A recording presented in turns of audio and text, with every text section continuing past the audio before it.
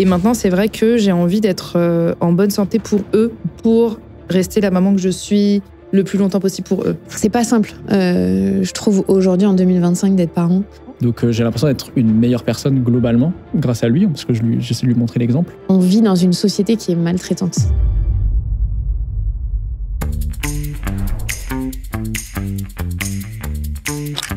Bonjour à toutes et à tous, moi c'est Mamad et bienvenue sur Ctrl-Z, le nouveau rendez-vous d'Aromazone. Pourquoi Ctrl-Z ? Eh bien l'objectif, c'est de revenir sur les idées reçues sur les réseaux sociaux, de les débunker, de les déconstruire, mais aussi de les questionner. C'est un format qui s'inscrit pleinement dans les valeurs d'Aromazone, parce que leur objectif, c'est de transmettre des connaissances tout en permettant à chacun de prendre soin de soi. Pour chaque épisode, je serai accompagné de 3 invités, 2 personnalités qui vont nous partager leurs témoignages et un expert qui va nous partager ses connaissances. Et parce que Ctrl-Z, c'est aussi un espace de dialogue, alors on va répondre à toutes les questions que vous nous avez posées sur les réseaux sociaux. Alors aujourd'hui, on va parler de parentalité. C'est un moment qui bouleverse nos habitudes de vie et notamment nos habitudes de consommation. Et soyons honnêtes, on souhaite tous le meilleur pour nos enfants, mais est-ce qu'on s'accorde le même soin à soi-même ? Salut à tous les 3, vous allez bien ? Nickel. Bah ouais. Super bien. 3 têtes de darons qui ont très bien dormi. Ouais, exactement. Vous êtes les 3 darons de la table. Donc justement, on va parler d'un sujet que tous les 3 vous maîtrisez, plus ou moins. Bien. On va parler de parentalité. Ben, toi, tu as un enfant. J'ai un enfant, ouais, qui a 2 ans. 2 ans. Un peu plus de 2 ans. 2 ans et 2 mois. Chéra, toi, tu as 2 enfants. Ouais. 3 ans et demi et 8 mois. Et toi, Clémentine, tu en as 3. Et j'ai 3 filles, ouais, qui ont 8 ans, 5 ans et 3 ans et demi. Ok. Du coup, peut-être petit tour de table pour ceux qui ne vous connaissent pas. Chéra, tu es créatrice de contenu. Tu es aussi animatrice d'un podcast qui s'appelle Bip Sonore. Exact. Tu abordes plusieurs thématiques, santé féminine, équilibre de vie. Et du coup, tu as 2 enfants. Ben, toi, tu es aussi créateur de contenu. Tu parles de plusieurs sujets comme la masculinité, la vulnérabilité ou encore des tabous liés à la sexualité. Et toi, Clémentine, tu es journaliste et également animatrice d'un podcast sur la parentalité. Donc, tu auras le rôle de l'experte autour de cette table. La pression. Grosse pression. On dit souvent que quand on a un bébé, on commence à se poser des questions qu'on n'avait pas forcément avant. Donc, première question un peu tour de table. Vous, avec l'arrivée de votre enfant, est-ce que vous avez commencé à vous poser des questions, notamment sur votre manière de consommer ? Moi, je pense que les questions, elles sont venues dès que j'étais enceinte du premier. En vrai, je me sentais tellement responsable de ce que j'avais dans le ventre, donc du coup un bébé, que je me disais, purée, il faut que je fasse super attention à tant ce que je consomme moi d'un point de vue alimentaire. Et donc du coup, je faisais aussi attention vachement aux cosmétiques que j'utilisais, alors qu'avant, j'étais regardante quand même, mais pas autant. Et donc du coup, ouais, c'est vrai que j'essayais de faire un peu attention, très attention même, que des fois même c'était un peu trop. Et j'ai pas eu du tout la même chose avec le deuxième, par exemple. Parce que tu avais déjà tes réflexes Non. Je pense que le deuxième, c'est un peu dommage pour lui, mais on est en mode, vas-y. Ah ouais. Je sais pas, en tout cas, j'étais dans cette dynamique de me dire, bon, fallait ce gel douche, ou alors, oh, ça va, j'ai mal rincé ma pomme, des trucs comme ça, alors qu'avant, j'étais vraiment hyper précautionneuse, ça me gâchait la vie. En fait, j'étais plus dans j'ai plus trop envie de me gâcher la vie, entre guillemets, et donc, du coup, je me laissais un peu plus aller avec le deuxième, par exemple. Okay. Et Ben et Clémentine, c'était pareil pour vous ? Moi, ouais, je dirais qu'il y a 8 ans, déjà, on parlait pas autant que ça des perturbateurs endocriniens, des pesticides. Donc, sur ma première... alors, moi, je suis pas hyper à cheval sur l'hygiène, donc j'étais vraiment peut-être dans l'autre excès où je faisais pas très attention. Mais par contre, mes deuxième et troisième, c'était quand même un discours qui avait plus dans les médias de faire attention. Donc là, je me suis posé des questions sur ce que j'utilisais. Par exemple, j'avais complètement arrêté de mettre du vernis à ongles parce que ça passe à travers la peau. Je mettais, à part de la crème solaire, je mettais rien quasiment sur ma peau. Donc je faisais plus gaffe. Mais encore une fois, parce que à cette époque, ma première est née en 2017 et 2020, il y a vraiment eu un autre discours en santé publique sur ça. Il y a eu des gros scandales. Donc, je pense que ça a fait réfléchir aussi beaucoup les femmes sur l'importance de faire attention. Je suis pas sûre que nos parents aient jamais eu conscience que ce qu'ils mettaient ou mangeaient, ça avait un impact sur nous. Et aujourd'hui, on sait que même avant la conception, ça a un impact. Donc, on a des choses à faire attention, on a une grosse charge mentale. Et toi, Ben, c'était comment ? Moi, ma grossesse, très attention. Non, mais du coup, moi, j'avoue que sur la partie grossesse, moi, j'ai tout découvert, mais j'avais pas à vivre sur l'alimentation, en effet, ma copine mettait plus de vernis, plein de choses comme ça. J'avais arrêté de manger de la viande depuis longtemps. Je m'étais posé beaucoup de questions sur l'alimentation, par exemple, sur les cosmétiques. pareil, je faisais très attention aussi avant. Donc, je pense qu'on a surtout essayé d'avoir la grossesse la plus chill et la plus sereine possible. Mais c'est sûr que c'est pas moi qui ai dû arrêter le café, tous ces trucs-là.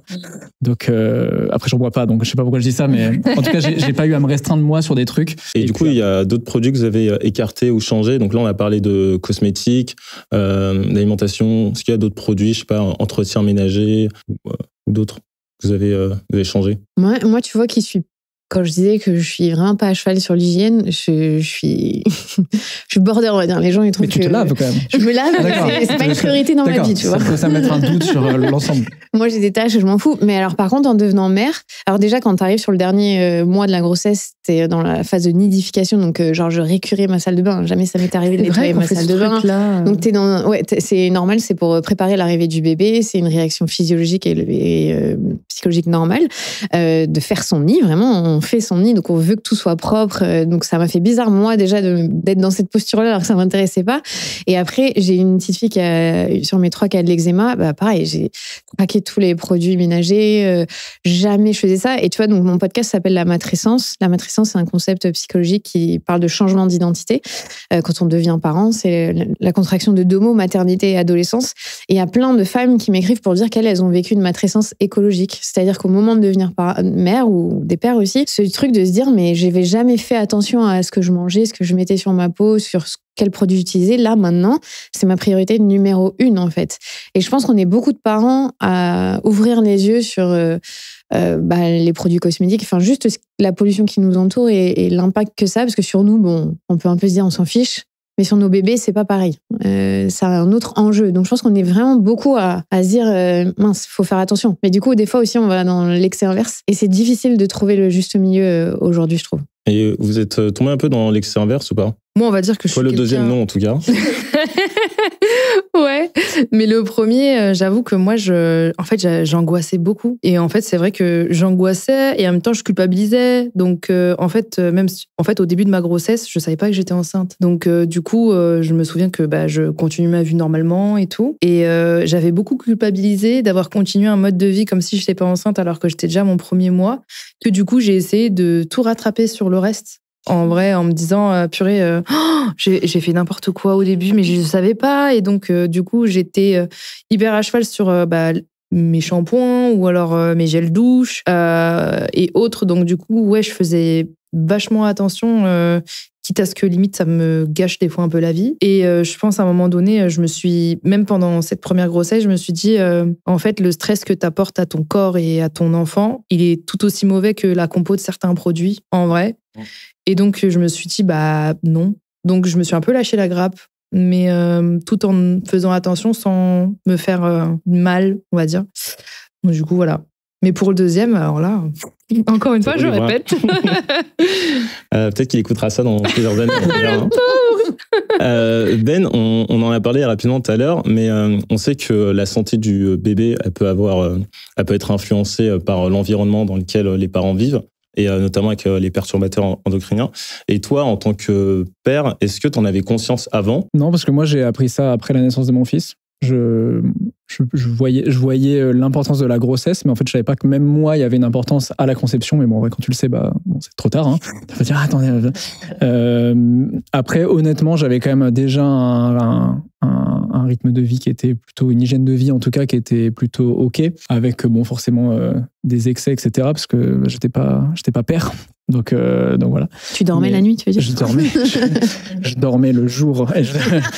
Et non, mais en fait, je m'étais pas trop posé la question. Mais du coup, derrière, je suis content, tu vois, en y réfléchissant, parce que du coup, je me suis reposé la question, là, il n'y a pas longtemps, de me dire, attends, je me replace au moment de la conception, et je me dis dans quel état, dans quel mood j'étais, etc., quelle était mon hygiène de vie et tout, et en fait, elle n'est pas si différente de celle que j'ai aujourd'hui, donc je me suis dit, ça va, j'étais pas dans une période où, je sais pas, où je buvais plein d'alcool, je fumais plein de clopes, je m'en foutais de tout, etc.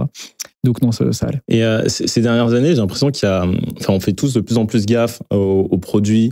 On va regarder les étiquettes de certains produits, etc., ou les recommandations. Vous, après ou avec la naissance de votre enfant, est-ce que c'est quelque chose que vous avez commencé à faire, à décortiquer chaque étiquette, à regarder vraiment chaque composition de chaque produit? Et vous savez lire les étiquettes? Toi, oui.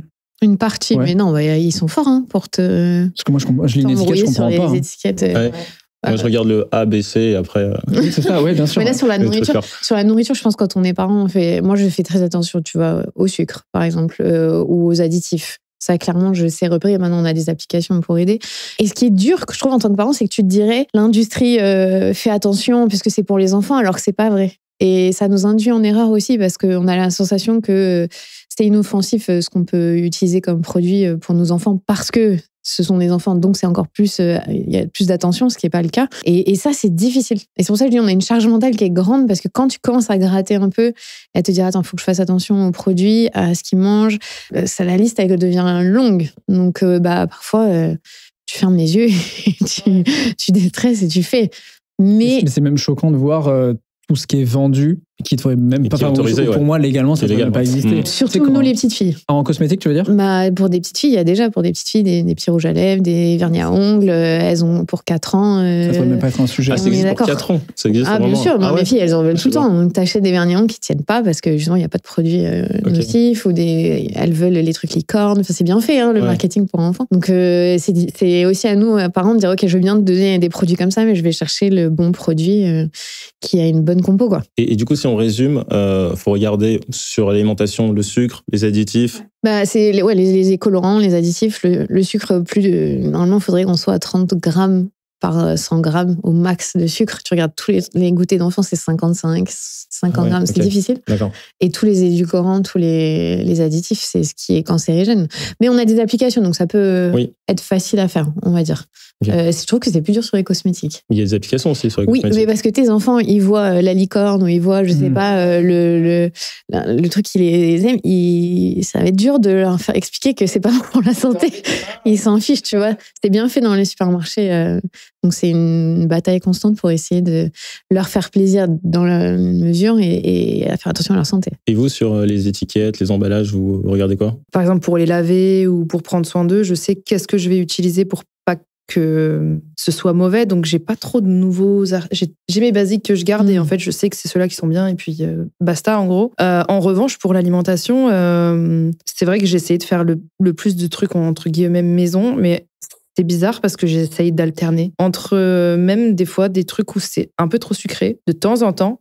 Parce qu'en fait, je sais qu'un jour, je serai pas là, qu'ils seront chez leurs copains et j'ai pas envie que mon fils se mette à dégommer un truc. Non, mais c'est vrai. Qu'il découvre, il découvre un truc. Waouh, les bonbons. Incroyable. Et en fait, je me dis, il faut qu'il l'ait déjà un petit peu mais qu'il sache que voilà, c'est pas une quantité excessive. Et il te fait pas des trucs où quand tu en donnes un petit peu, du coup, il devient fou et il veut te manger. Non. Parce que nous, on n'est pas encore à cette étape-là parce qu'on a peur de ça, de moment où en fait, comme il a 2 ans. Un peu plus de 2 ans et il connaît pas trop le sucre non plus. J'ai trop peur du moment où il va dégommer un truc hyper sucré. Il va faire, mais c'est la vie en fait. Non, la glace. Il a mangé un peu de glace, mais il est devenu fou les premières fois. Il a mangé une glace. Ouais. C'est normal. La première glace, bien sûr. C'est un truc de fou. C'était les 50 premières glaces. Ouais, c'est ça. Mais en gros, non, franchement, non. C'est-à-dire, moi, ça m'arrive de donner un bonbon et il sait qu'il en aura un et puis stop, quoi, en vrai. Mais j'essaye de...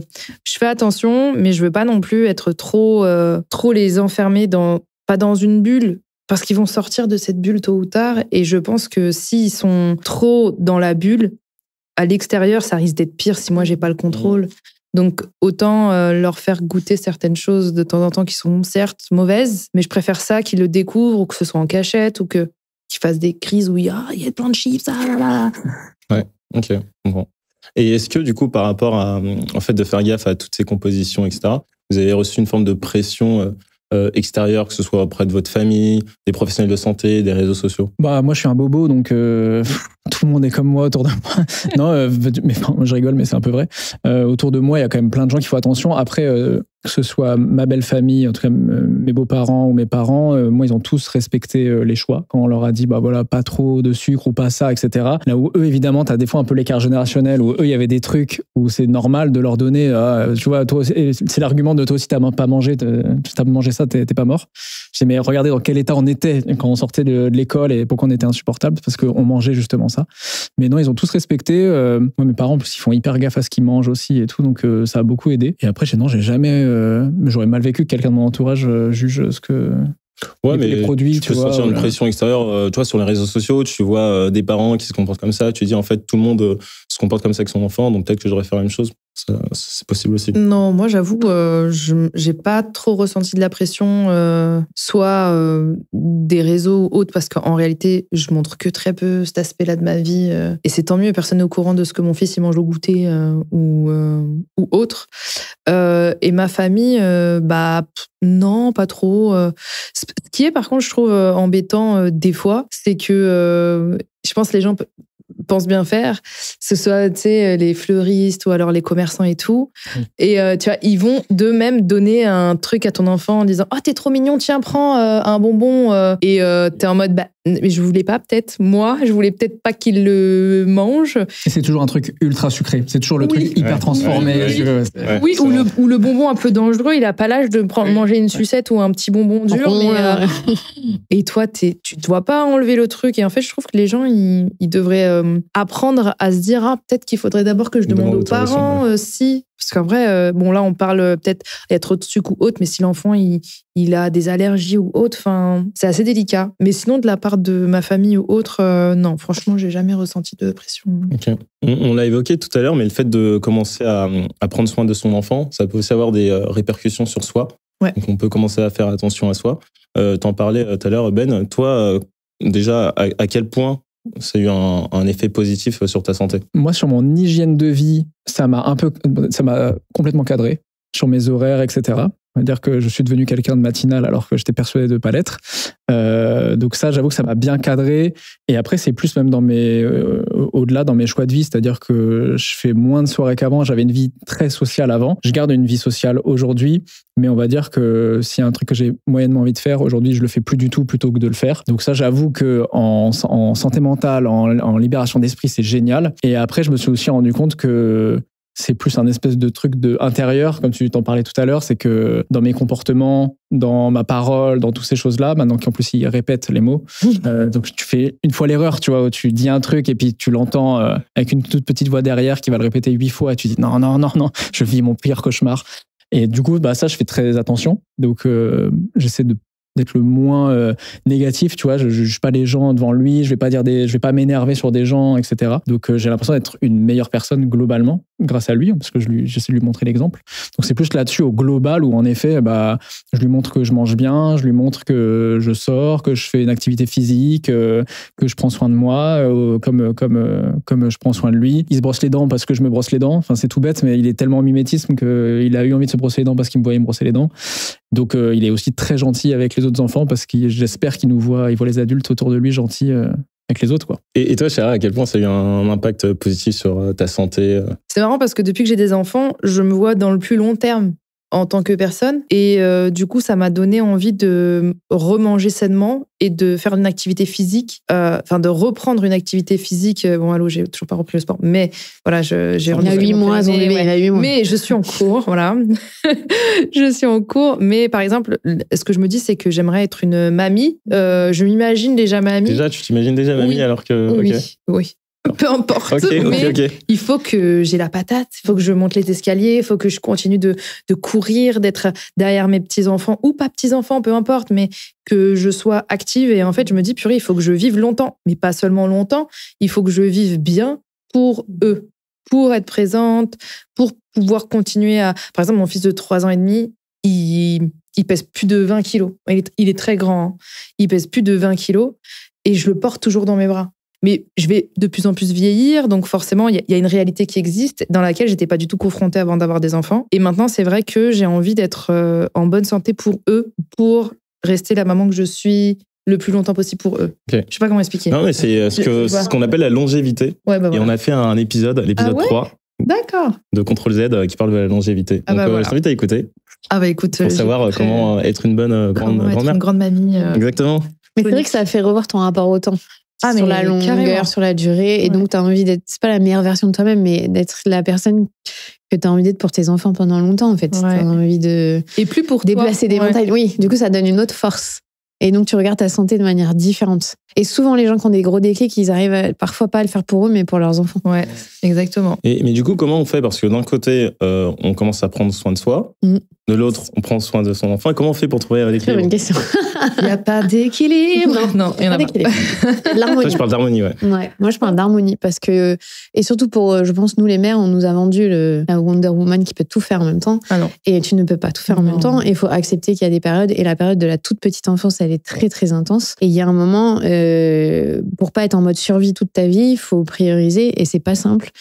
Mais moi, ce que j'ai appris après avoir eu 3 enfants très rapprochés où je me suis cramée, soyons très honnêtes, c'est que si moi je vais pas bien, en fait, je peux pas être une bonne mère.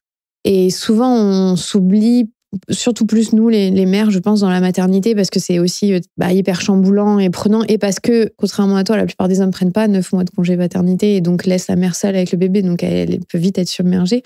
Du coup, il faut réapprendre, et c'est moi, mon podcast, c'est tout ça, hein, c'est le changement identitaire, il faut réapprendre à être qui on est en étant mère, en fait. C'est une fois que je suis mère, je suis qui? Et ça, c'est une question qui est pas facile parce que t'as plus le temps de réfléchir, t'es dans l'action permanente et t'es dans je prends soin de quelqu'un d'autre, et donc comment je réapprends à prendre soin de moi, et qui en plus j'ai plus le même temps, je suis plus la même personne vraiment. Et donc c'est un long apprentissage, et moi je pense qu'il a fallu que je me crame pour me dire je suis ma priorité. Et si je suis pas ma priorité, mes enfants elles peuvent pas aller bien en fait au final.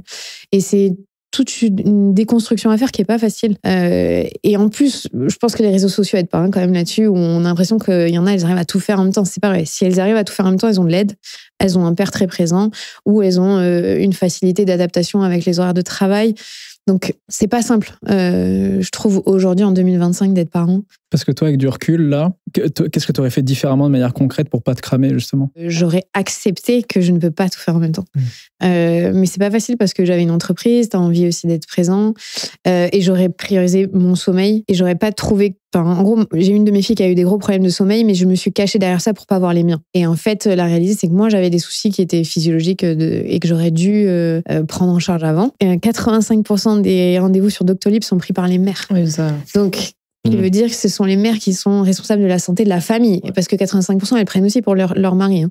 Ou les parents. J'allais dire pas que pour les enfants. Voilà, pas que pour les enfants. Mais du coup, ce qui veut dire qu'elles-mêmes, elles s'oublient. Elles prennent pas les rendez-vous pour elles. Et donc, nous, on subit les grossesses. Enfin, on a l'allaitement, on a plein de changements hormonaux, on a l'accouchement. Donc, ça devrait être, nous, la priorité de la santé familiale.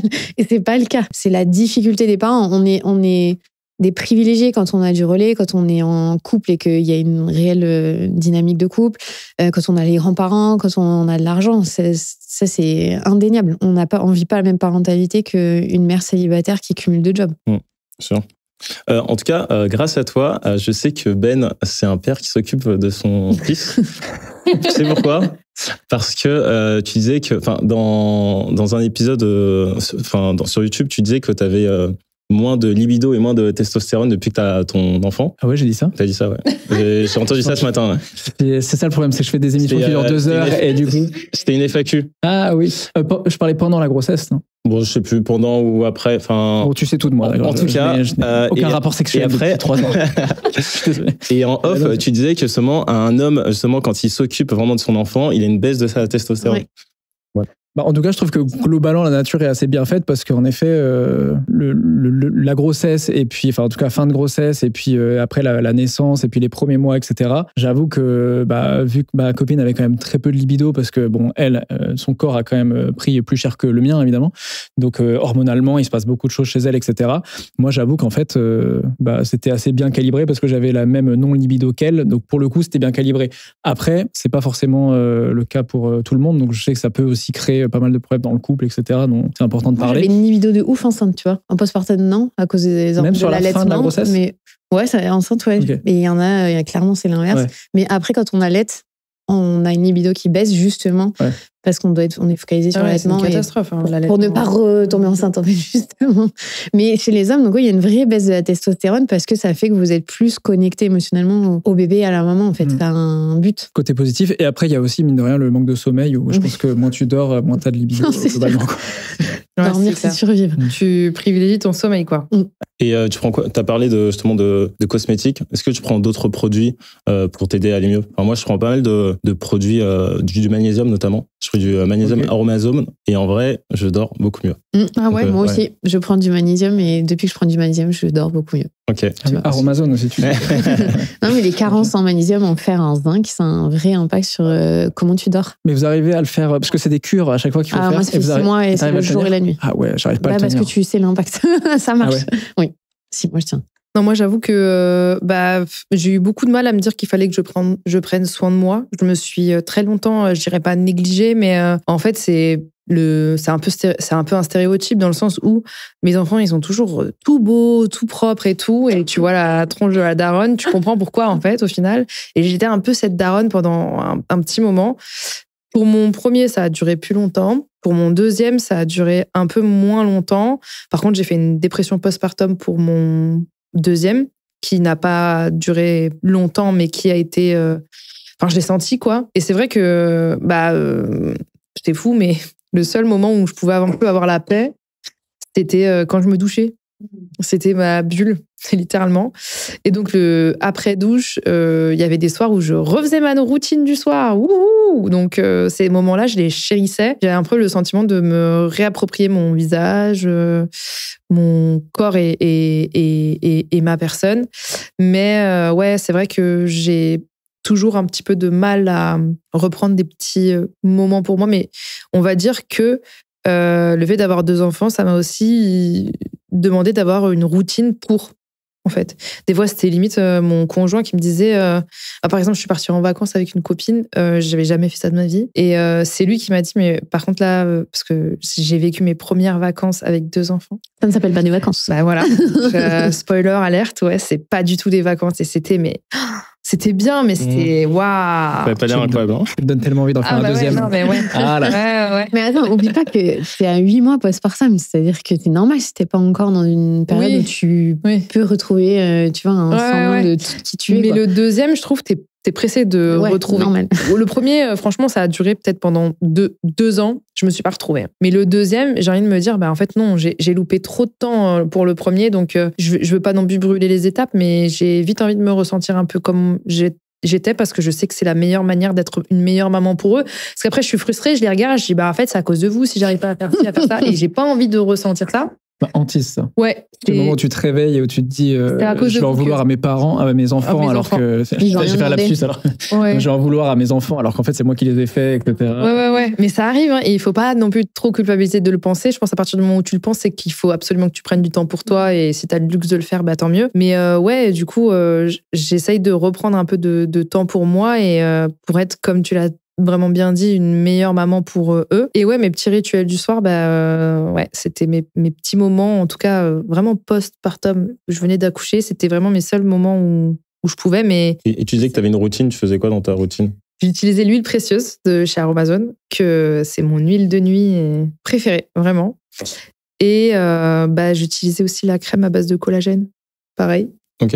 Ouais, la crème à base de collagène, et c'était mon moment où je me massais et ça me faisait du bien. Et voilà, c'était une parenthèse, ça a duré 10 minutes, mais au moins j'avais ces 10 minutes où j'avais l'impression de revivre. Toi, tu disais que tu prenais du magnésium. Est-ce que vous prenez des compléments alimentaires? Non. Non, moi, pas pour le moment, ouais. Non. Je suis pas assez rigoureux encore pour.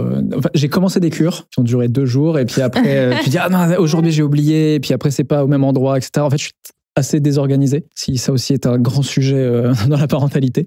Mais comme je suis trop désorganisé, je le fais pas, mais j'ai quand même une routine. En fait, l'avantage que j'ai dans mon malheur, c'est que comme j'ai quand même une peau qui a tendance à faire beaucoup d'eczéma et de psoriasis, je suis obligé de mettre une crème hydratante le matin. Donc j'ai toujours un moment de routine quand même là-dessus, parce que si je saute ce moment-là, je sais qu'après, je le paye les jours suivants, quoi. Mais je conseillerais quand même à toutes les femmes en postpartum de faire une prise de sang sur le fer, magnésium, zinc, parce que en fait, parce que en fait, le bébé, il vient pomper dans nos ressources à nous, hein, les mamans. Donc, on a de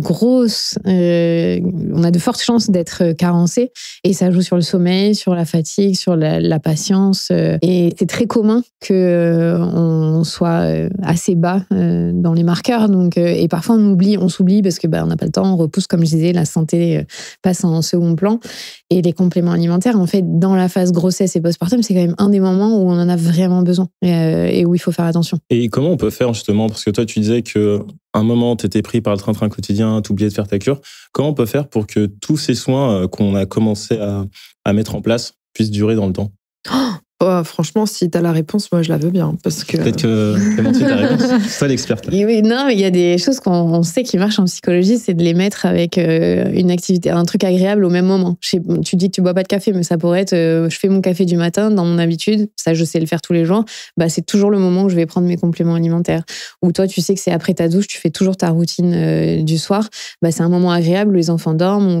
En fait, c'est vraiment de le caler dans des moments qui sont agréables avec une activité autre qui est agréable, parce que c'est comme ça que le cerveau il encode que c'est un moment important et qu'il faut le faire. C'est pas très compliqué, mais en fait il faut juste trouver la première accroche qui va te faire penser à le faire. Moi je sais que j'ai toujours au même endroit mes compléments alimentaires, donc du coup comme tous les matins je vais au même endroit, ils sont là, je les vois, je les prends. Je vais le faire pendant les changements de couche. Changement de couche, ça arrive là maintenant. Toujours au même endroit. Il faut que je la prenne avant de changer la couche. Tu vois, moi, galère, en fait. J'ai découvert un truc, c'est que je me lave toujours les dents avec mes filles, parce que sinon, je vais oublier le soir, parce que j'aurais plus le temps, je les aurais couchées, ça aurait pris 3 plombs, mais je vais zapper ce moment-là, tu vois, où je vais me démaquiller et faire mon soin en même temps que mes filles sont à la douche et qu'elles font leur soin corporel à elles. Sinon, après, ça passe à la trappe, parce que quand t'es parent, il y a ranger la maison, il y a plein d'autres choses à faire, en fait. Mais en apprenant à se dire je suis la personne la plus importante de ma vie, donc prendre soin de moi, c'est pas un luxe, c'est normal en fait. Aussi, on change la façon dont on voit le fait de prendre soin de soi. Ça doit pas être un luxe, c'est un dû en fait. Et parfois on oublie ça en tant que parent. Tout à l'heure, Clémentine, tu disais que justement tes enfants, elles sont vachement confrontées à ce qu'on retrouve sur les réseaux sociaux et du coup elles veulent se mettre des produits de beauté alors que c'est plutôt réservé aux adultes. Comment justement on peut faire aujourd'hui dans ce contexte pour transmettre à ces enfants de prendre soin de soi, mais au-delà de ces produits?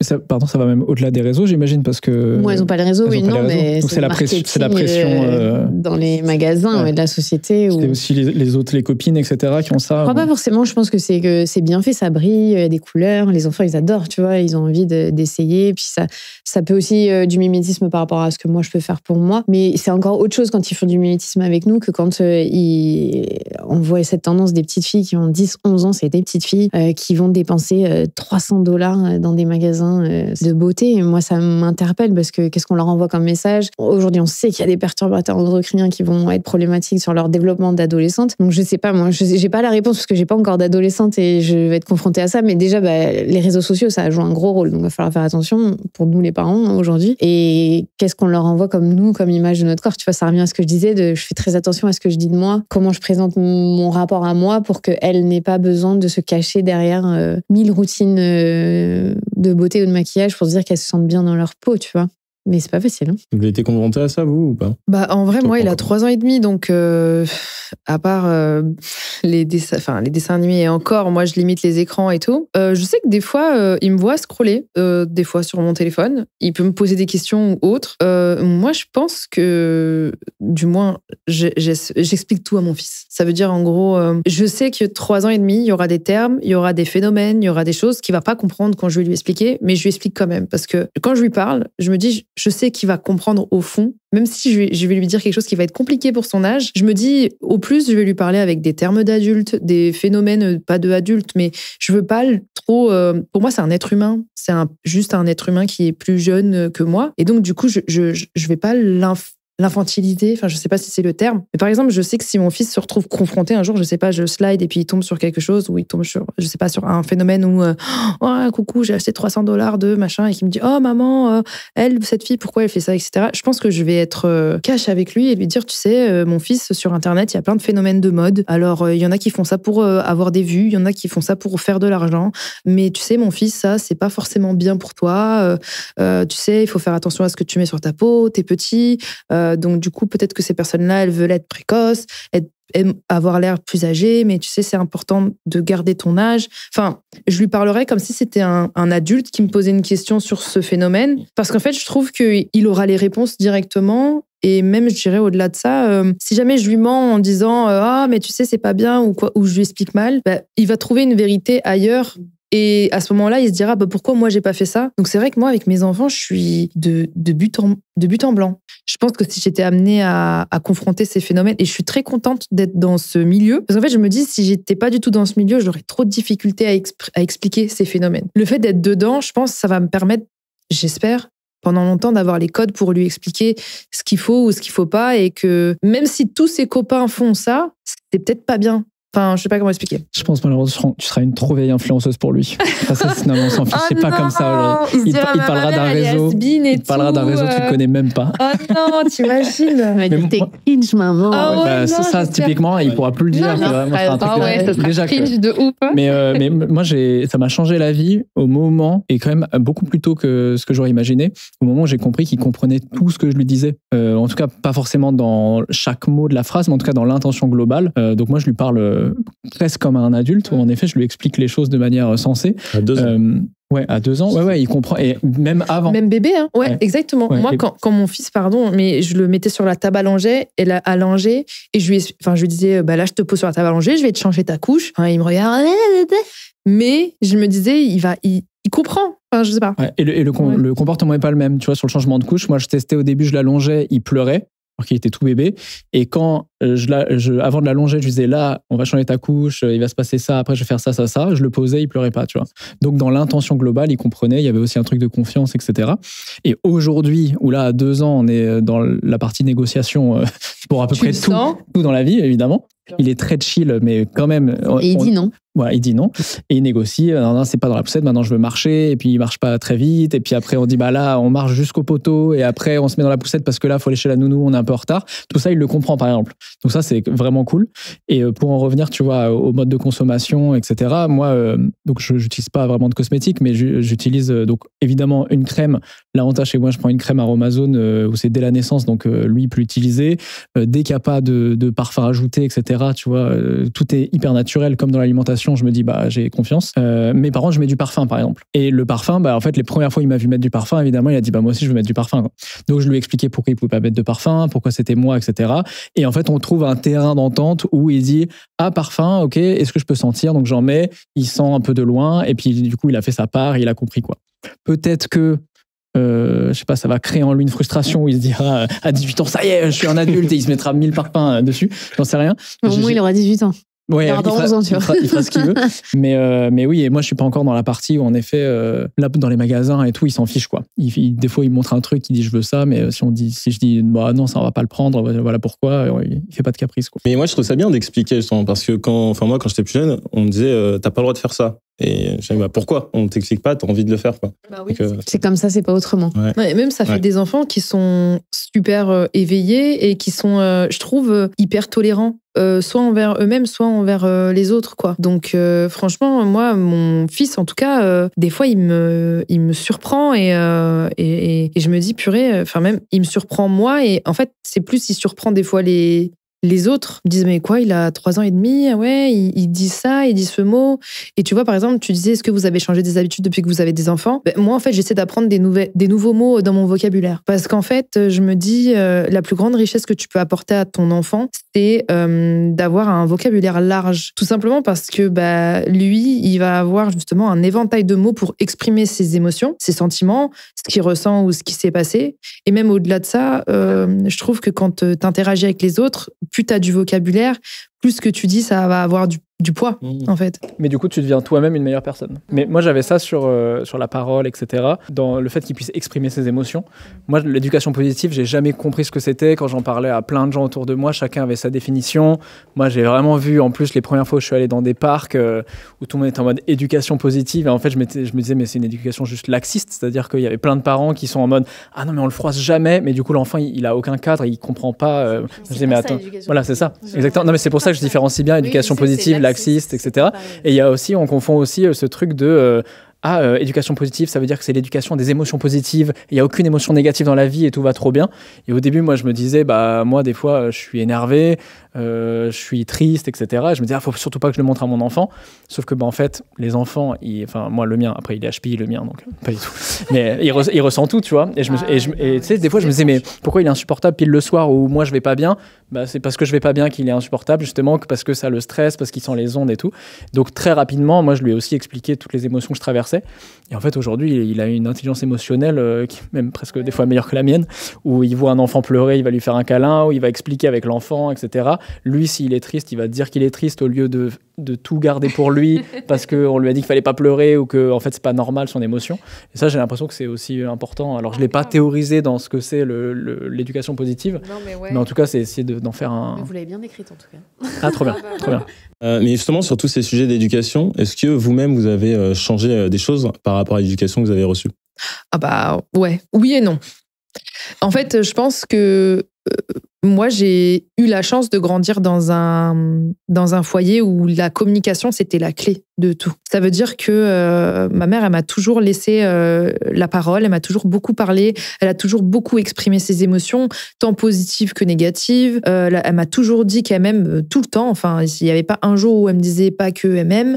Et surtout, au-delà de ça, elle a toujours laissé un espace où je pouvais tout dire. Ça veut dire, moi par exemple, ma première fois, je l'ai raconté à ma mère. Enfin, en plus, moi, je suis issue d'une famille maghrébine. Ma mère, elle vient d'Algérie. C'est la première. Enfin, je suis la première génération, je sais pas, mais en tout cas, ma mère à 18 ans, elle est venue en France. Donc du coup, il y a beaucoup de choses sur les épaules en tant que femme algérienne pour parler justement des sujets comme la sexualité et tout. Ma mère, elle s'est toujours dit, mais moi, j'ai lu le livre avant toi. C'est moi qui vais te donner des meilleurs conseils que tes copines. Donc en gros, dis-moi, je vais jamais te punir, jamais te juger ou autre. Tu seras toujours en sécurité dans ce que tu me dis. Ça, c'est ce que j'ai toujours voulu garder. Donc, je le garde avec mon fils. Ça veut dire, en gros, maintenant, et c'est marrant parce que c'est pas forcément pareil avec lui. Lui, il a grandi différemment. Et en vrai, il découvre ces choses avec moi. En vrai. Et par exemple, moi, mon fils, je lui ai toujours dit, tu sais, mon fils, tu peux tout me dire. Tant que tu me dis la bêtise que t'as fait, tu seras jamais puni. Donc, peu importe. Et c'est vrai que maintenant, c'est lui qui me dit, maman, tu sais, sans faire exprès, j'ai tapé la tête de mon petit frère, mais pas fort, hein, t'inquiète. Il me le dit et bon, c'est difficile de... Voilà, je lui dis, bon, c'est bien que tu me l'aies dit, merci beaucoup de me l'avoir dit. En revanche, c'est pas bien. Voilà. On va graduer finalement les... Mais il me le dit et je me dis, purée, si j'ai réussi ça, c'est génial. Par contre, s'il y a des choses que j'enlève, c'est de transmettre mes angoisses. Parce que ma mère était quelqu'un d'assez anxieux. Anxieux sur tout, hein, sur tout. Et en fait, moi, je suis pleine d'angoisse aussi. Et en fait, j'ai très peur des guêpes, des abeilles, parce que je suis allergique. Et en fait, il va me voir hurler quand je vois une guêpe, etc. Ouais. Et donc, du coup, j'ai senti que ça allait lui transmettre une peur. Et en fait, bon, c'est là qu'intervient du coup mon conjoint qui lui dit, mais non maman, elle a peur. Il dit, elle a peur pour rien. Bon, tant mieux qu'il lui ait dit parce que voilà. Mais du coup, c'est lui que maintenant, quand il y a une guêpe, c'est lui qui va me rassurer, ou moi-même je vais essayer de faire un travail sur moi, ou alors même lui transmettre mes angoisses. Tu vois, par exemple, je vais le voir sur une trottinette sans casque, je vais faire attention, tu vas tomber. Mais après, je me dis, non, faut pas que je dise ça, faut que je sois plus chill. Donc vraiment sur ça, je fais un gros travail sur moi par rapport à ce que je dois pas transmettre de ce que moi j'ai pu vivre et voir. Mais ouais, c'est ça, c'est ce que je laisse et ce que je garde. Je pense qu'il faut... C'est pas mal de faire les distinctions entre les deux. Bah, je me dis... j'essaie de pas trop être dure avec les anciennes générations et les générations de mes parents parce qu'ils faisaient de leur mieux à leur époque. Du moins, j'ose espérer. Moi, je sais que ma mère, elle a toujours fait de son mieux. Donc, on apprend au fur et à mesure. Moi, je pense que mon fils, il va peut-être un jour lui aussi faire un podcast en disant « Moi, ma mère, je jette ça et puis je garde ça. » Enfin, on sait pas, on n'est pas parfait. Mais en vrai, je pense qu'il y a des choses à garder et il y a des choses à laisser, quoi. Et avec tout ce qu'on s'est dit là, pendant cette heure passée ensemble, si vous pouviez dire quelque chose à votre vous d'avant de devenir parent, vous diriez quoi? J'avais envie de dire dors, mais je crois que c'est un basique en vrai. Mais quand même, tu dormirais, bah... Tu peux pas cumuler du sommeil, tu fais pas une réserve en fait de sommeil. Non, tu peux pas faire des réserves de... Ouais, non, pas du tout. Moi, je crois que je me dirais... je préfère répondre avant que tu aies la réponse parfaite. Moi, je crois que je lui dirais que je suis pas une mauvaise personne. Parce que je crois que c'est ce qui me faisait très peur. C'est que je voyais plein de choses du rôle modèle que j'avais eu avec mon propre père, où je me disais il y avait plein d'erreurs que j'avais pas envie de refaire, que j'ai très mal vécu, qui font la personne névrosée que je peux être aujourd'hui, en tout cas les névroses que j'ai aujourd'hui. Donc moi j'ai eu très peur d'être un mauvais père. Donc je lisais plein de trucs, j'ai acheté tous les bouquins pour être un bon père, et puis je lisais un bouquin, et puis dans le bouquin d'après, ça disait l'inverse du bouquin d'avant, et je me disais, mais j'arriverai jamais. Et pareil, je me disais, mais je comprends pas l'éducation positive, ce que ça implique, que là, si un jour mon enfant il me dit ça, et que je sais pas quoi répondre, et que j'ai raté au moment où... Et en fait, maintenant, je suis beaucoup plus chill là-dessus, parce que je me rends compte qu'en effet... Quand je fais un truc mal, je m'excuse auprès de mon fils, il comprend. On se fait un câlin, il dit je t'aime. Et lui, vu que moi je le fais, il dit pardon plus facilement aussi, donc il comprend. Et puis que je vois qu'il est heureux en fait. Donc je pense qu'il y a aussi un truc où souvent, plus on met d'appréhension, plus on fait mal les choses derrière. Ouais, des fois, je crois qu'il faut aussi faire confiance au feeling qu'on peut avoir, quoi. La réponse parfaite? Bah, moi, la réponse parfaite, c'est que je pourrais rien dire parce que je pense que j'étais tellement dans mes certitudes, la sensation que ma vie changerait pas. Moi, ma carrière, c'était ma priorité. Donc, j'étais journaliste à la télé et ma vie a explosé le jour où j'ai eu ma fille. Donc, j'étais pas en capacité d'écouter. Tu vois, donc je pense que le chemin que je devais prendre, je l'ai pris et je me suis pris des murs et c'est comme ça que je devais apprendre. Et aujourd'hui aussi, en 2017, il y avait pas de podcast, il y avait pas autant de matière pour comprendre les choses. Et aussi, la science a beaucoup évolué sur les 10 dernières années, donc on a plus d'informations. À l'époque, j'avais vraiment la conviction profonde qu'avoir des enfants ne changerait pas ma vie parce que la société nous fait croire que c'est rien en fait d'avoir un enfant alors que c'est un changement majeur.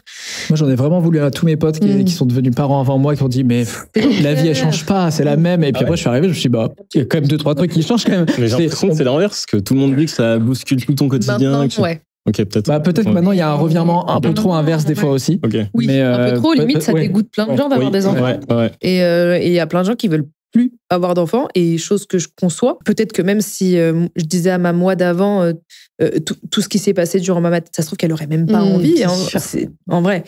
Mais j'ai envie de dire, à défaut de vouloir subir ce qui se passe, juste le vivre.